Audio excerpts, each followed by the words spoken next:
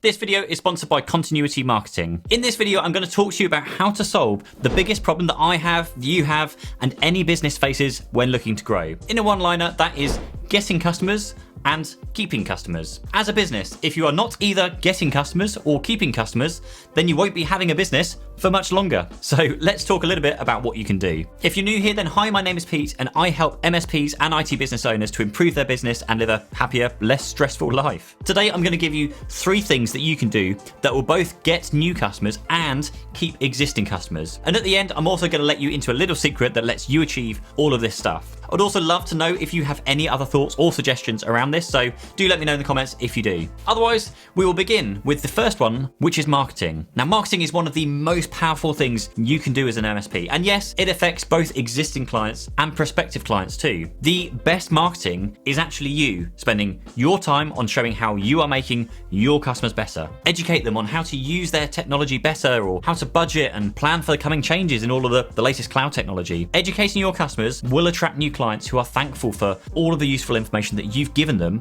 for free. I know this myself, that I signed up for a service this year purely based on the educational content that they were putting out. I found it really, really useful. But after signing up as a client, well, that content stopped. And so now I'm getting no extra help, which is just what attracted me to them in the first place. And now I'm just receiving an average service that doesn't really differentiate them from anybody else. So keep that in mind when you are using customer education as part of your marketing. Second is customer feedback. And I really can't underestimate this. I've made a few videos around it already because it sounds really simple on the face of it. Listen to your customers' concerns and address them for all. I'm going to phrase this in a question that I was asked and it's just stuck with me ever since. What would the best OT company in the world do to it? Because when you think about it in those terms, it really sets the bar high for how you respond to each interaction when responding to feedback and in every area of your business. If you're using customer satisfaction tools to track the happiness of your clients, well, great. But what are you doing to encourage constructive feedback? Are you proactively reaching out and engaging with your clients to ask for things that you could improve on? Some of my best moments are when someone tells me about something that could be improved because, well, then I can take that thought and I apply the what would the best OT company in the world do to it? And when you approach them with that thought process, you can have a dramatic impact on your business and your staff. Furthermore, back to point 1 about marketing and communication, communicating this to the world shows that you're continually developing,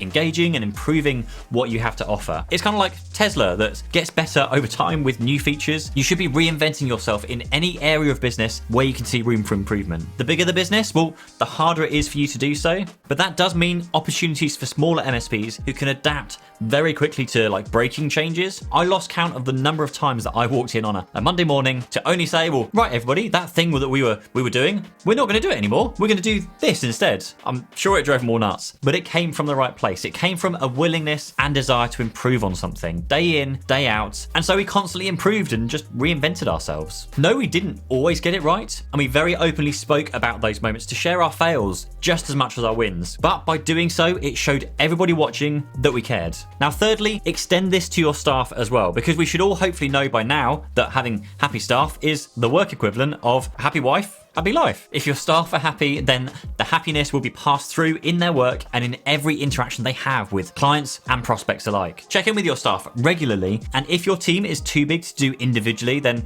delegate this down to your management teams to take care of. I'm talking about ditching the annual appraisals and instead having more regular, informal catch-ups, finding out what's going on in their lives and doing what you can do to improve on their own personal lives and reach their own personal goals, interests, activities, or destinations. Now, there are, of course, some that you just can't please. The toxic employees that are right now in your business and spreading negativity, perhaps they may even be your most technically skilled member of staff. But if they are toxic, then they need to go as soon as possible. It's something that I'd wish I'd have done sooner in my own business. Now, a book that really defined what I wanted to look for in people is called The Fred Factor. It's a pretty short story of a postman. Simple job, you might think. But once you realize how a simple postman turned himself into so much more than that, that is what we should have in our businesses. I'll link down below if you want to buy that one, but I would have every single member of staff read this when they joined up and use those qualities through your recruitment process to make sure you're actually hiring the right kind of people too. Now, with all of these things like marketing, dealing with clients and staff feedback, there's never enough hours in the day, right?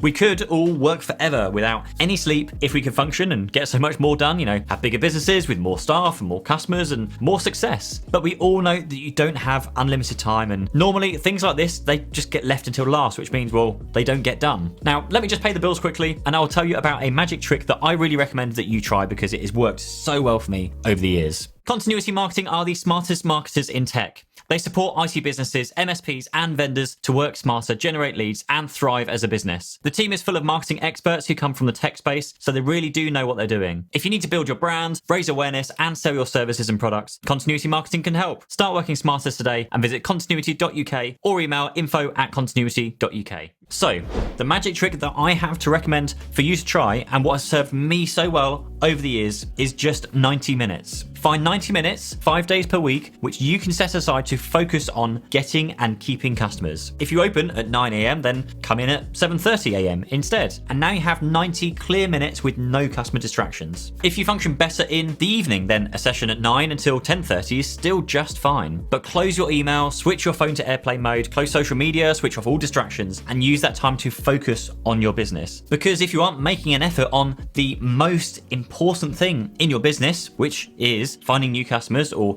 keeping existing customers, then you won't be having a business much longer. My name is Pete Matheson. Subscribe if you found any of this useful. Next up, go and watch this video around how you can use customer feedback, or go and watch this video instead, and I'll see you in the next video. Thank you.